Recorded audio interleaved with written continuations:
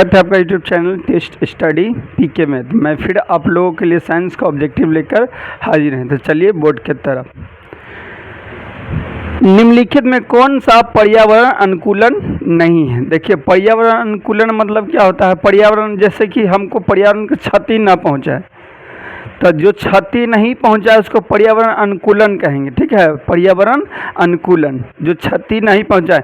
जैसे बिगे पर्यावरण में क्षति नहीं पहुंचाया तो हो गया पर्यावरण अनुकूलन, और जो पर्यावरण को नुकसान पहुंचाया हो गया पर्यावरण नहीं अनुकूलन। तो यहाँ क्या पूछा है? कौन सा पर्यावरण अनुकूलन नहीं है? तो पैदल चलना, पैदल चलने से नुकसान होगा पर्यावरण को? गंदा प्रदूषण कुछ भी तो नहीं कर रहे पैदल चलने से। साइकिल चलाने से कोई नुकसान होगा पर्यावरण को? नहीं होगा। मोटरसाइकिल चलाने से क्या होगा? पर्यावरण को नुकसान होगा, क्योंकि मोटरसाइकिल से क्या निकलेगा? धुआं निकलेगा। धुआं निकल के वायु को, हवा को क्या करेगा? गंदा कर देगा। हवा को क्या कर देगा? गंदा कर देगा। तो ये पर्यावरण क्या है? अनुकूलन नहीं है। तो ये पर्यावरण अनुकूलन नहीं है। कोई दिक्कत? मोटर कार गाड़ी जितना भी चल रहा है, गाड़ी मोटरसाइकिल ये सब जितना चल रहा है, पर्यावरण अनुकूलन नहीं है, क्योंकि जो प्रदूषण फैला रहा है वो सब पर्यावरण अनुकूलन नहीं है। अब लकड़ी जला रहे, कोयला जला रहे, डीजल जला रहे, पेट्रोल जला रहे, ट्रेन चल रहा है डीजल वाला, तो सब पर्यावरण को जो प्रदूषण करे ये पर्यावरण अनुकूलन नहीं है। जो पर्यावरण, जैसे पैदल चल रहे हैं, साइकिल चला रहे हैं, दौड़ रहे हैं, ठीक है, तैर रहे हैं पानी में, पढ़ रहे थे, तो ये सब क्या है? पर्यावरण को कुछ नुकसान पहुंचाएगा? नहीं। तो ये अनुकूलन है। जो नुकसान पहुंचाए वो क्या है? अनुकूलन नहीं है। आगे, ऑक्सीजन के दो परमाणु के बीच कितने आबंध होते हैं? पूरा ऑक्सीजन है, तो ऑक्सीजन के बीच कितने आबंध होंगे? तो आपको 3 को हम बताते हैं। अभी क्या को बताएंगे? 3 को बताएंगे। यही 3 को बार बार पूछा जाता है। ठीक है, तो पहला देखिए हाइड्रोजन, हाइड्रोजन गैस। पहला कौन सा गैस? हाइड्रोजन। हाइड्रोजन परमाणु में क्या आबंध होता है? तो ये हाइड्रोजन है। ठीक है, ये क्या है? हाइड्रोजन। तो 2 का हाइड्रोजन है, तो एगो इधर हाइड्रोजन, एगो इधर हाइड्रोजन। ठीक है, यहाँ एक परमाणु है, यहाँ एक परमाणु। तो क्या करता है? ये एगो इसको देता है, एगो इससे ये लेता है। जैसे एगो ये इसको दिया, इसको पूरा घर पूरा भरने के लिए 2 गो चाहिए, तो एगो पहले से है ना, पहले से एगो और इससे ले लेगा तो 2 गो हो जाएगा। हुआ कि नहीं? अब इसको भी 2 गो चाहिए पूरा करने के लिए, तो ये क्या करेगा?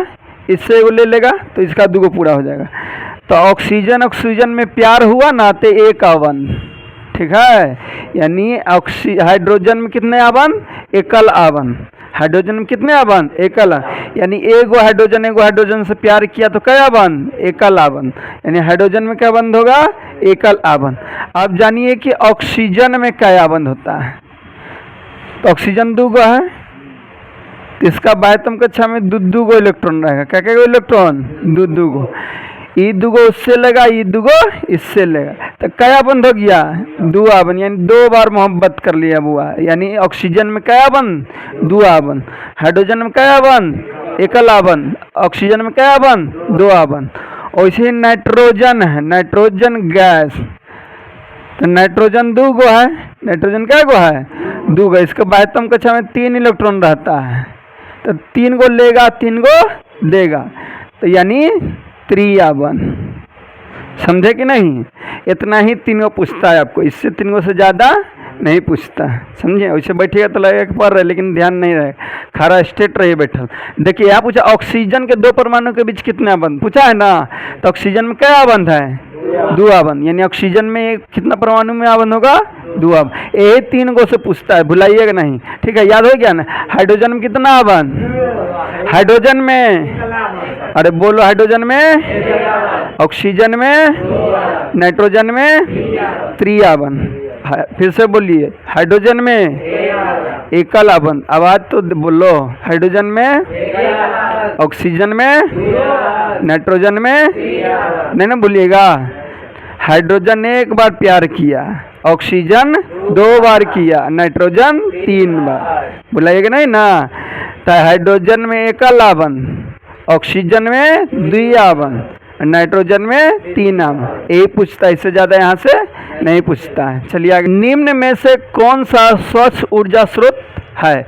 स्वच्छ मतलब हुआ कि जो पर्यावरण को नुकसान नहीं पहुंचाए, जो प्रदूषण नहीं करे, उसको स्वच्छ ईंधन कहेंगे। जैसे लकड़ी जला है तो प्रदूषण फैला रहा है, हवा में गंदा कर रहा है, हवा को कर रहा है कि नहीं। अब बचेगा वो कचरा, वो भी मिट्टी को जमा करेगा, ठीक है। कोयला जला रहे तो धुआं होगा, प्रदूषण हुआ कि नहीं। तो जिससे प्रदूषण फैले वो अच्छा ईंधन नहीं है, और जिससे प्रदूषण न फैले वो अच्छा ईंधन है। तो इसमें पूछा क्या है, निम्न में से कौन स्वच्छ ऊर्जा स्रोत है, यानी अच्छा ईंधन कौन है। क्या पूछा है, अच्छा ईंधन। अच्छा ईंधन कौन है, तो पहला है कोयला। तो कोयला तो वो प्रदूषण फैलाएगा, कोयला जलाएंगे तो क्या करेगा, प्रदूषण फैलाएगा। तो ये स्वच्छ ईंधन है, नहीं है। लकड़ी को भी जलाएंगे तो क्या करेगा, प्रदूषण फैलाएगा। लकड़ी भी जलाने से प्रदूषण फैलाएगा कि नहीं, तो ये भी स्वच्छ ईंधन नहीं है। प्राकृतिक गैस यानी एलपीजी हो गया, बायोगैस हो गया। तो एलपीजी जलाते तो धुआं निकलता है, देखे हैं घर में जो खाना बना रहे हैं उसमें से निकल रहा है, तो कुछ नहीं निकल रहा है, यानी ये कैसा ईंधन है, स्वच्छ ईंधन। ये कैसा ईंधन है, स्वच्छ ईंधन। स्वच्छ ईंधन मतलब जो पर्यावरण को प्रदूषण नहीं करे, उसको क्या कहते हैं, स्वच्छ ईंधन। आगे देखो, स्वपोषी पोषण के लिए आवश्यक है। देखिए स्वपोषी पोषण किसको कहेंगे, जो अपना खाना खुद बनाता हो, दूसरा पर आश्रित न रहता हो, उसको क्या कहते हैं, स्वपोषी पोषण।